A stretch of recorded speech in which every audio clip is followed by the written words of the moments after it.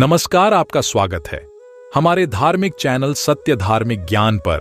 आज हम आपके लिए एक नई कहानी लेकर आए हैं जो जगत के पालनहारे भगवान श्री हरि की पत्नी मां लक्ष्मी ने उनसे एक औरत विधवा क्यों होती है इसके बारे में पूछा था। तो चलिए कहानी शुरू करते हैं। अगर आप भी आध्यात्मिक जानकारी पाना चाहते हैं तो इस चैनल को अभी सब्सक्राइब कर लें। तो एक बार माता लक्ष्मी भगवान विष्णु से मिलने के लिए जाती है और कहने लगती है, प्रभु, जब मैं आपसे मिलने के लिए आ रही थी तो मेरी नजर मृत्यु लोक पर पड़ी। वहां मैंने देखा कि 3 स्त्रियां जो आपस में सहेली थीं, उनमें से 2 स्त्रियों विधवा होकर के दुखी जीवन जी रही थीं, जबकि एक स्त्री सुहागन होकर के अपने पति के साथ सुखी जीवन जी रही थी। प्रभु, ये बात मेरी समझ में नहीं आई, इसलिए मेरे मन में 3 प्रश्न उठने लगे। अब मैं आपसे यह चाहती हूं कि आप मेरे तीनों प्रश्नों के उत्तर देकर कि मुझे संतुष्ट करने की कृपा करें। इस प्रकार माता लक्ष्मी की बात को सुनकर भगवान विष्णु कहते हैं, हे लक्ष्मी, तुम मुझे अपने तीनों प्रश्नों को बताओ, मैं तुम्हें तुम्हारे प्रश्नों के उत्तर देकर के पूरी तरह संतुष्ट करने का प्रयास करूंगा। अब माता लक्ष्मी कहती है, प्रभु, मेरा पहला प्रश्न है, कौन सी स्त्री समय से पहले विधवा हो जाती है? मेरा दूसरा प्रश्न है, कौन सी स्त्री को जीवन में कभी सुख नहीं मिलता?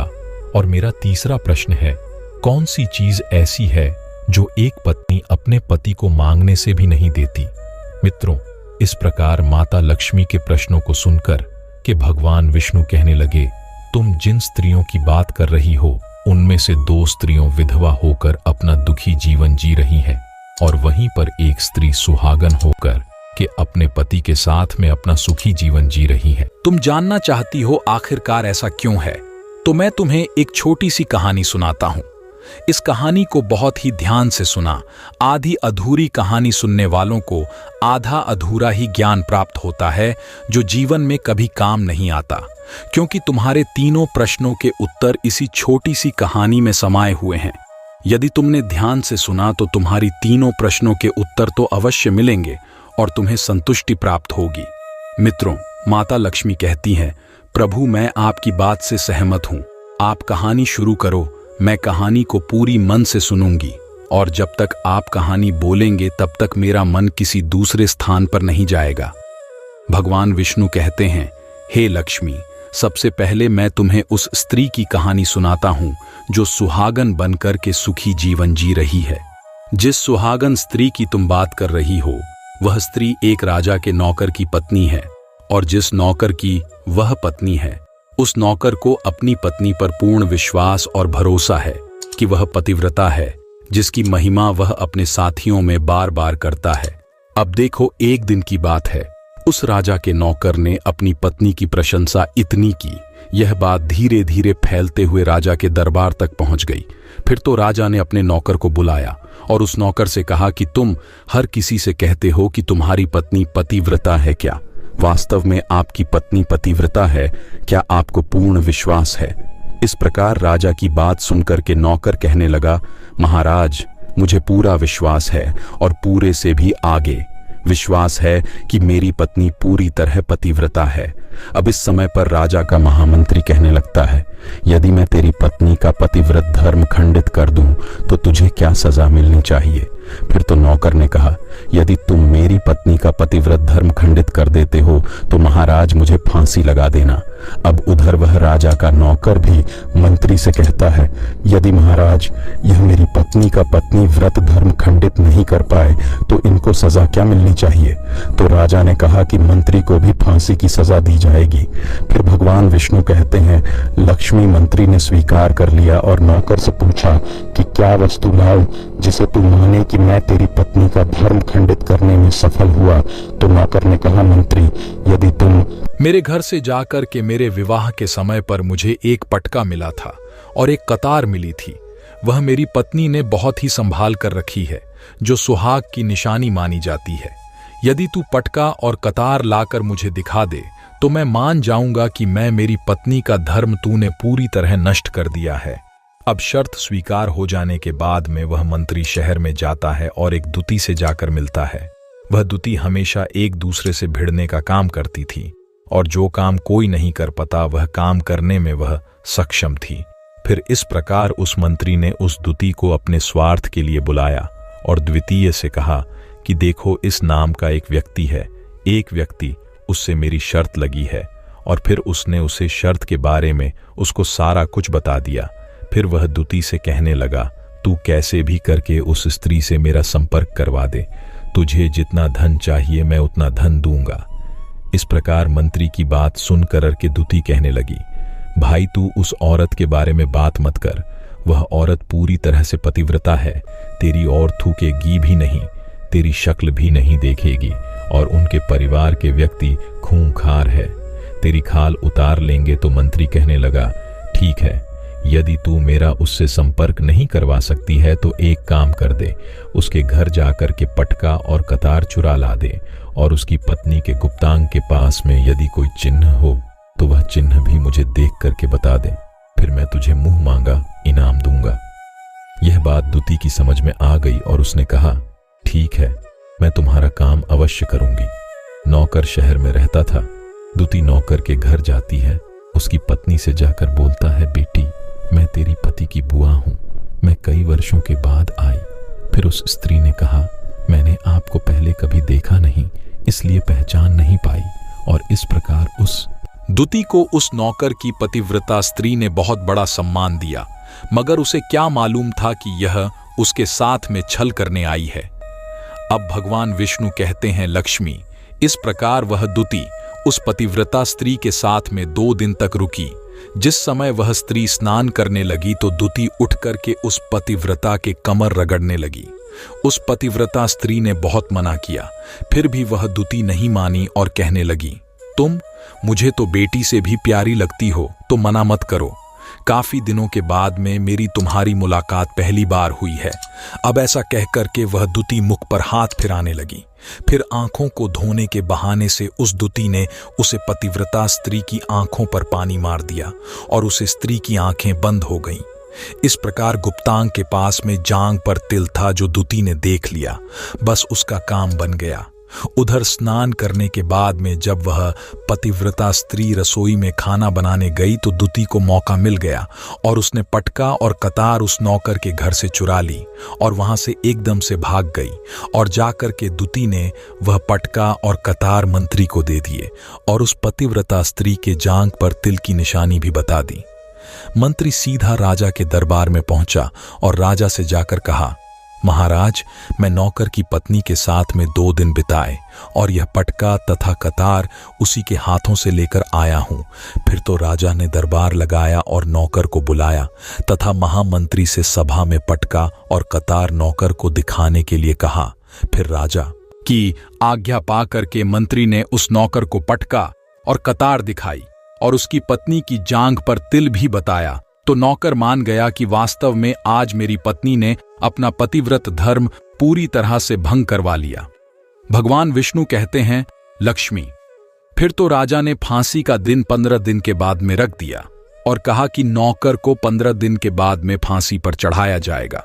और इस प्रकार से नौकर से उसकी अंतिम इच्छा पूछी तो नौकर ने कहा कि मैं अपनी पत्नी से अंतिम बार मिलना चाहता हूं।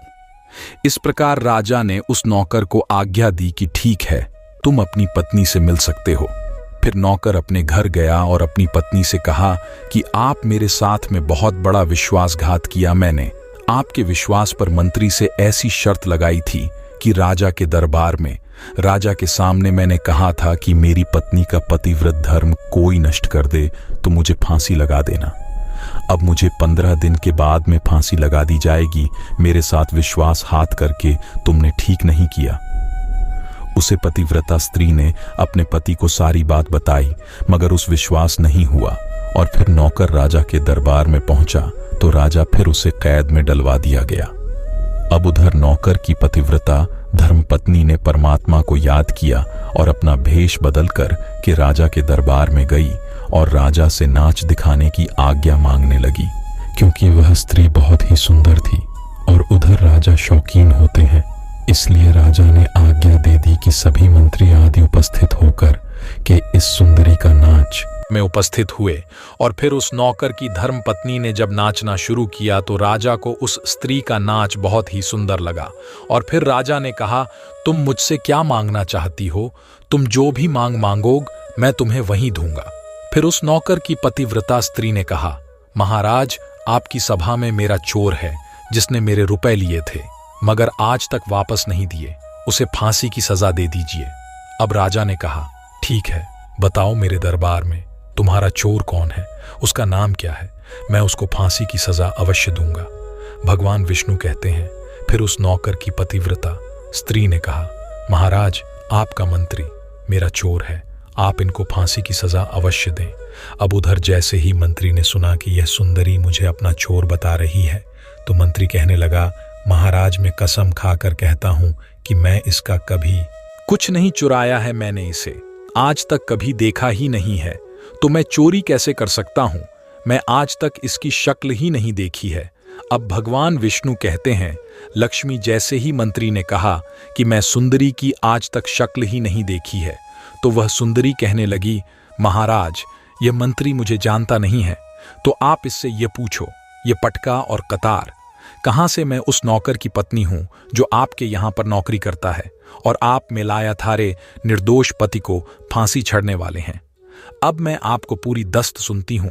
यह जो आपका मंत्री है, इसने मेरे पास में अपनी एक दूती को भेजकर कि मेरी जांग के दिल का पता लगाया और उसी ने यह पटका और कतार चुराकर के इसको लाकर के दी और आपके मंत्री के द्वारा भेजी गई। दूती जब मेरे घर पर आई थी तो उसने मुझसे कहा था कि वह मेरे पति की बुआ है और वह पहली बार आई है, इसीलिए मैं उसको पहचान नहीं सकी। और महाराज, जिस प्रकार मैंने उस स्त्री को अपने यहाँ पर बहुत बड़ा सम्मान दिया और अपने ने घर पर उसके ठहरने की व्यवस्था की, और इस प्रकार उस नौकर की पतिव्रता स्त्री की बात को सुनकर के राजा ने दूती को बुलाया। फिर उस दूती ने राजा को सारी सच्चाई बता दी, जिससे राजा ने उस नौकर को रिहा कर दिया और मंत्री को फांसी पर चढ़ा दिया। भगवान विष्णु कहते हैं, लक्ष्मी, इस प्रकार उस नौकर की पतिव्रता स्त्री ने अंत में राजा से कहा, महाराज, मैं अपने पति से बहुत प्यार करती हूँ, मैं एक चरित्रवान स्त्री हूँ, कभी भी मैं अपने पति का नाम तक अपने मुंह से नहीं लेती। भगवान विष्णु कहते हैं, लक्ष्मी, मेरी कहानी पूरी होती है। अब तुम अपने तीनों प्रश्नों के उत्तर सुनो। तुम्हारा पहला प्रश्न था, कौन सी स्त्री समय से पहले विधवा हो जाती है? तो जो स्त्रियां अपने पति का नाम लेती हैं वह समय से पहले विधवा हो जाती है, क्योंकि पति का नाम लेने से पति की उम्र कम हो जाती है और समय से पहले ही उनके पति की मृत्यु हो जाती है। ऐसी स्त्रियां जो पति का नाम लेती हैं समय से पहले ही विधवा होकर के एक दुखी जीवन जीती है। बस यही राज की बात है कि तुम जिन 3 सहेलियों की बातें कर रही थी उनमें से 2 विधवा थी और एक यह नौकर की पत्नी थी जो पतिव्रता स्त्री थी।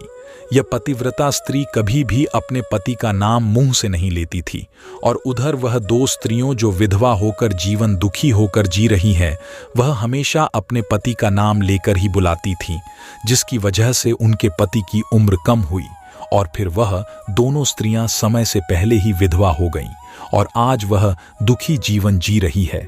इसलिए कभी भी स्त्रियों को अपने पति का नाम अपने मुंह से नहीं लेना चाहिए। अब तुम्हारा दूसरा प्रश्न था, कौन सी स्त्री को जीवन में कभी सुख नहीं मिलता है? तो समझ लो, जो स्त्रियां अपने पति के बिना अनुमति के किसी तीर्थ स्थान या उत्सव में जाती हैं, उनके जीवन में कभी सुख नहीं आता।